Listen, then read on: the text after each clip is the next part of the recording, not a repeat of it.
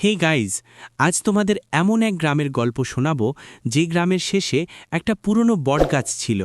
লোকে বলতো ওই গাছটা সব শুনতে পায়। সেই গ্রামে থাকত মানু নামের এক লোক। সে ছিল ভীষণ লোভী। একদিন মানু যেই ভাবা সেই কাজ। মানু একটা কুড়ুল নিয়ে মাঝরাতে গেল সেই গাছের কাছে। আজ যদি এই গাছটা কেটে ফেলি তবে সব সোনাদানা আমার হবে, কেউ আমাকে আটকাতে পারবে না।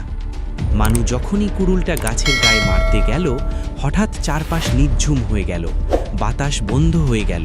আর ঠিক তখনই একটা ভারী গম্ভীর আওয়াজ শোনা গেল গাছটার ভেতর থেকে।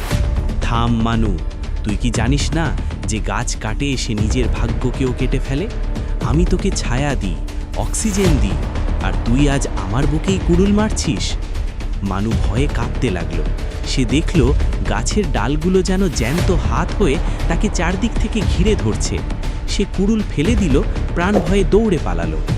সেদিন থেকে মানু আর কখনো গাছ কাটেনি, বরং সে গ্রামে আরও 100টা গাছ লাগিয়েছিল।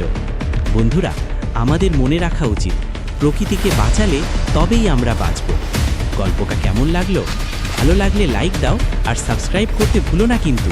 জয় বজরংবলী।